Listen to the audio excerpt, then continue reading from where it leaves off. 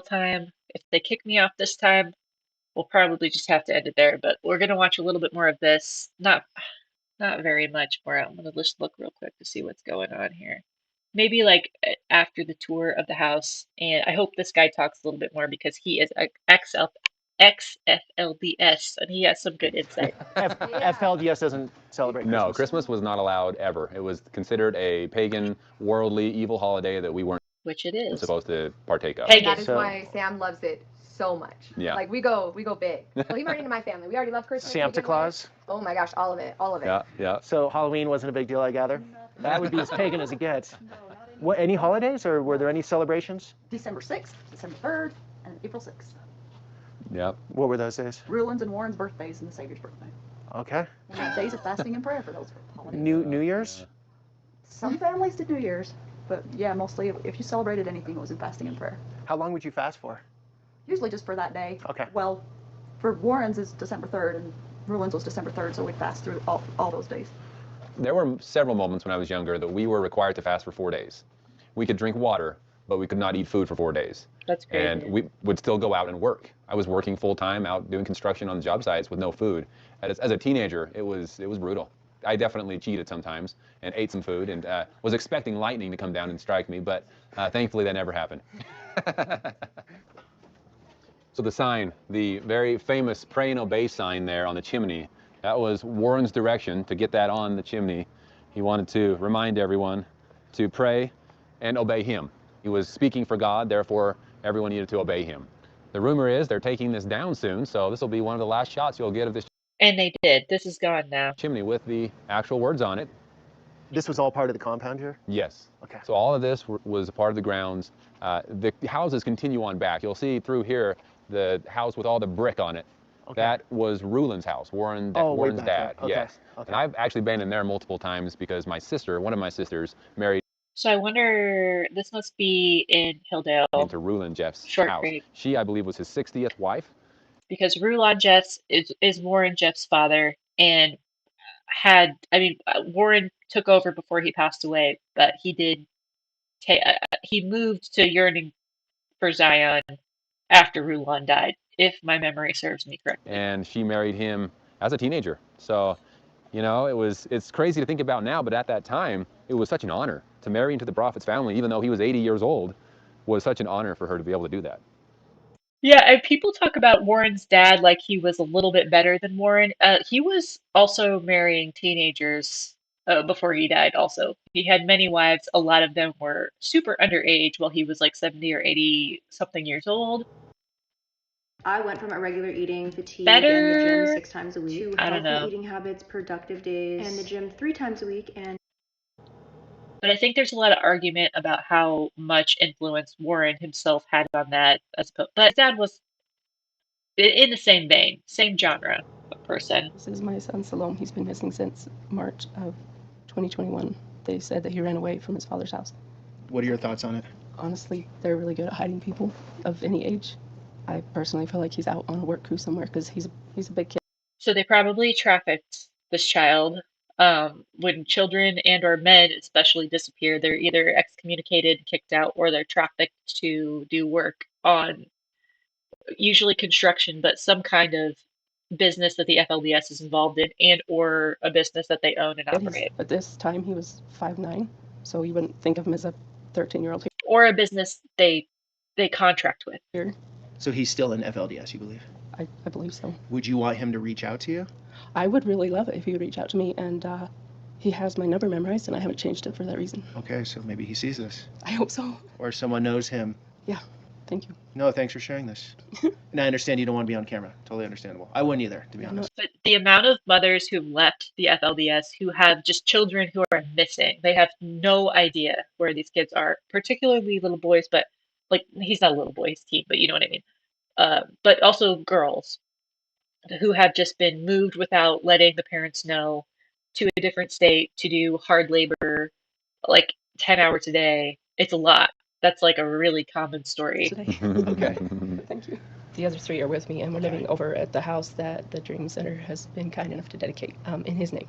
The day that I left, I had the 3 with me, and then the next day I drove up to Sevier County where his father lives. Mm-hmm.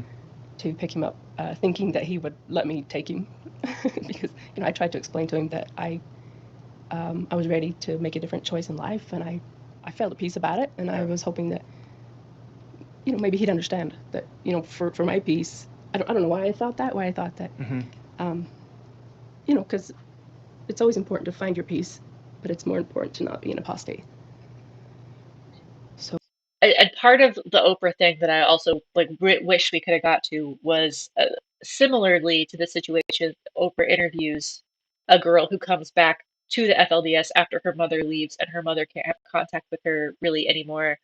And she says basically the same thing. It matters. She's more worried about not going to heaven than she is, being controlled and married off as a child. So it's I'm sure when this is all it's how do you choose something? Just walk into the abyss of things you don't know, a world you are not familiar with, and people who you think and have been told are going to be awful to you and are going to hate you specifically because of where you come from. Yeah. In becoming an apostate, then they believed that I was giving up the right to be his mother. Okay. So apostate is the bottom of the bottom. Yeah. Nothing worse. Nope. Nothing really worse than apostate. When she said that apostates are just the worst of the worst, I wish that people could understand what that actually entailed, because it's not just that, okay, now they are these bad people. We're taught at a young age that if we ever leave the church and become apostates, and for those that have, they are immediately on Satan's ground, and he has complete control over their lives. So for the kids in the FLDS that their mothers have left, and the church is telling them, hey, your mother's an apostate now, that scares the child. The child no longer wants to be with their parents if they left the church, because the church is telling them that now they're these awful people, and everything they tell you is a lie. So it's a very touchy, tricky situation.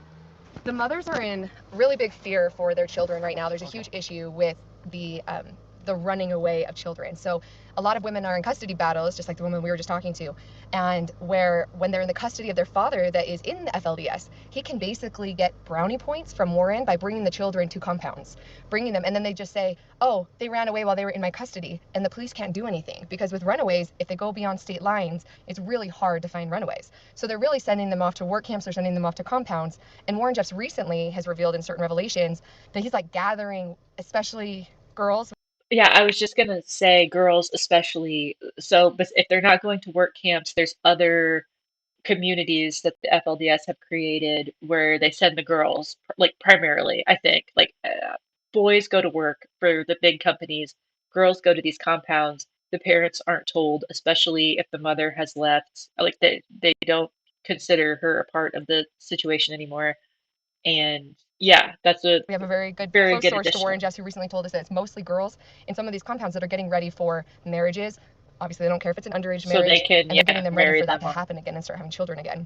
So all these mothers are living in fear that anytime they go with their father, there's a possibility that they might not ever come home, and that they'll run away and be married off under Warren Jeffs' control. So when they're on a compound, law enforcement needs a warrant to get in there, right? Well, yeah, and they have to have some kind of proof. If it's a runaway, it's hard to prove that they're going to be with somebody who has no relation to them, because in their minds, women and children are property of the priesthood. Okay, so they're raised their whole lives, and Warren had used his control so many times to separate families and tell children, well, now this is your mom and dad because your mom and dad aren't worthy of you. So kids are used to being displaced. That's not weird for them. So when that happens again and they said, oh, now you're going to this priesthood head, he's your new priesthood head, this is your new family, the kids aren't putting up a fight. They're like, okay. And priesthood is it's like the Holy Spirit, but only men or people in power get it. Well, it's basically only men. Okay, I need to be with the priesthood holder. I don't want to live with my apostate parents. And so if a parent sends them somewhere like that, there's no way for the police to know, because they're not blood related in any way. It's a church group, not a family member. Okay, and then with state lines here, it's pretty easy. Yep. We're right on the border. Yeah, and there's a law going into, it was North Dakota. We know that there's a compound there. There had been groups previously in Texas where Warren Jeffs built the temple. Children were being stolen in the middle of the night from their mothers and being told, your child went to Zion. 5-year-old kids. Literally, the mom would wake up, where's my child? He's off in Zion. In Texas, and they had no idea, no way to contact them, nothing. And the mothers could do nothing about it, because once again, like Melissa said, they are property of the priesthood, the church. In other words, the property of the church. The church owns them. They are completely owned by them, because just like money and food and everything, like clothes, it's all communal. Like they view children in the same way. Prophet gave the man the wife, Not the moms necessarily, but that's how Warren Jeffs and would. Yeah. therefore any children within that family are also part of the church because it was all given to them by the church. It's awful to think about it that way, but ultimately that's kind of the idea behind it. So it's a lot, it's a lot. But it's a big issue right now, and there's a lot of organizations Yeah. trying to. It's a big issue right now. It's not going away, even though Warren Jeffs has been in prison for many Yes. years. Yeah, it became more of an issue, this idea of running away. Basically, the church got smarter because as women had places like the Dream Center to go to, and they realized that they could leave and take their children, there started to be these custody battles. And the state of Utah in particular, they're no stranger to the situation. They know what's going on. They know that the moms are trying to get away from this hide man religion. And so they were going through custody battles and trying to go through it the right way. And they were going with SWAT teams to literally forcibly remove children from other homes and give them back to the mothers. And it was a huge ruckus every time. They were going out, and because the people wouldn't just hand them over, a mom would come with custody papers and be like, here you go, I need my children back. And they'd be like, no way, we're not giving them back. So they had to start using law enforcement. And the FLDS realized, or the FLDS leaders realized, we don't want to deal with that mess. We don't want sheriffs. We don't want people coming and forcibly removing kids. But what happens if they just run away? If it's a runaway, we don't have to deal with law enforcement coming and trying to get them from us. And runaway, again, is the FLDS moving them to another FLDS compound, which they have multiple of, even with Warren Jeffs in prison, multiple of across the Western United States, or even Midwest United States. They just kind of, like she said, very like pick up the children and move them they don't feel like they need to notify the mother because they see them as like communal property. Obviously, the mothers don't see them like that, but the church in general does. What Gladys said was very And I think we'll do like maybe like 5 more minutes. I'll see where it goes, and we'll probably cut it there just interesting. to She let really you know. liked it in many ways. Only when her children were taken away did the alarm bells go off and she got out. But in a way, which was interesting, is she sort of misses the whole community of it. right. Because you can see how lonely it would be, right? Once you leave that, was that the same for you? Yes. Well, when you leave, I imagine Let's go get a snack. I imagine it's similar with any religion. Okay. Leaving a community, a religion is so tough because of that community aspect of it. It's just so hard to leave all of your friends and family behind, especially in a place like this where, it's so easy to lose all of them if they know you're no longer a part of that religion. Right. They're your whole family. Everyone, when they're raised that way, of course they're going to think it's great because this is the only way to live according to their knowledge. They don't know anything different. So, Jack, what do you have? Oh, he's got a bone. First, we offer overnight boarding. My Your dog's pet will stay eating overnight in something. your sitter's home and not only be treated like part of the family, but treated like a king or queen. that's why you hear it. I didn't know my dog was just casually eating things back here, so hopefully he's not She's so very loud. recently left. She doesn't really know what it's like to date anyone that's not a part, or marry anyone that's not a part of the FLDS. She hasn't experienced that. She knows very few people outside of FLDS, right? Exactly. She's still very much involved. Still lives in the same town. Still talks to people that were a part of it their whole lives. I guess it's healing for her to be in that house, serving a purpose. Right. But you'd also have to think that's got to be brutal. It's like all the memories there. Never get away from it completely. Never right? get away, right? I mean, you left town. I did. I was gone. Yeah. Which I think out of was, sight, out of mind helps a little bit, in a way, was like ripping off a Band-Aid, and it was better. But at the same time, I drove back to town multiple times just to drive into town and then leave again. I couldn't go visit my family. But I missed it. I missed the community. That's brutal. It was difficult to Yeah, like missing it's the only thing you ever knew. go to sleep sometimes because you literally leave your past, your family, and everything is gone immediately. So your parents are gone. Yeah. So I can understand why Gladys, in some ways, is okay sticking around in the community. Just to have the memories of that time when it was a community. If I'm doing what God tells me to do, right? There's certain comfort in that. And so even if you're being abused, or most of the time you don't realize you're being abused if you're raised in it, right? You don't realize there are things that seems like, oh, I wouldn't consider that abuse. And other people are like, kinda, might have been mental or emotional abuse. You just live with what you are raised in, and that's it. But there's comfort in that, right? There's comfort in the rules. There's comfort in feeling like God's happy with me, and that can be enough. And I've been raised to be told my whole life that that's enough. And as long as I have the next life, then what does this life matter all that much? Like, I'm gonna have eternity to be happy in every other way. So if I can endure this, at least I have the comfort of that.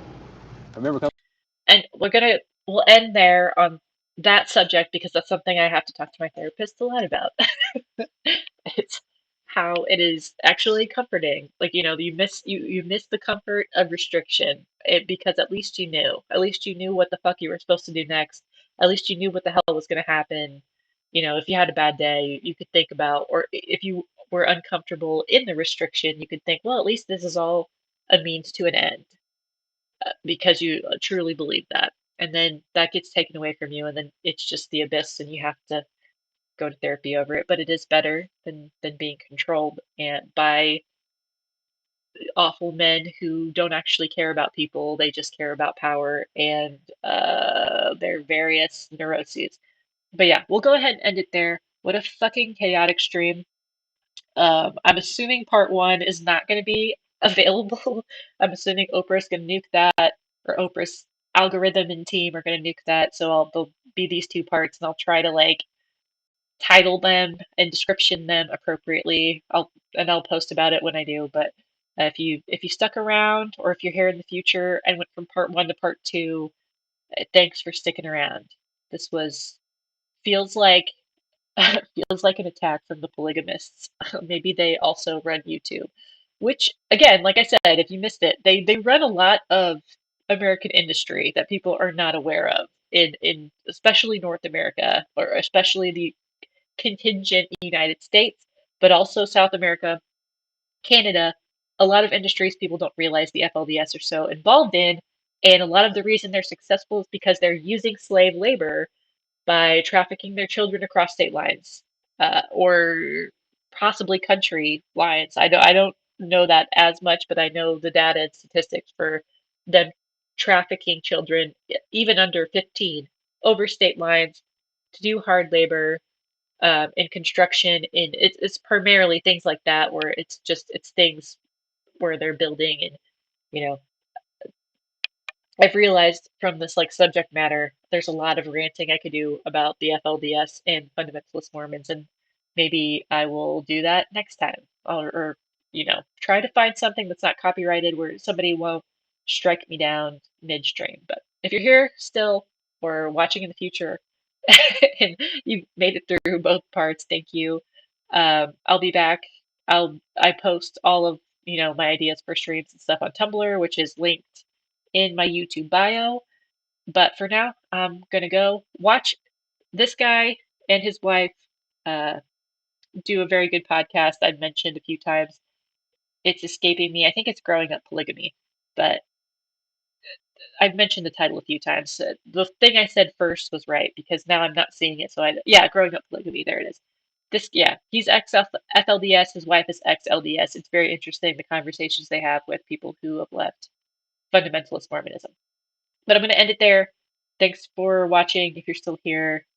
Um, and if you're on Tumblr, I will let you know what we talk about next or what we streamline next. And honestly, it'll probably be something Mormon related because I feel like I got a lot to rant about these schools. So, but all right. See you later. Now my dog's digging in something. Okay. Bye. Well, bye, I say when I'm not next to the button. Bye.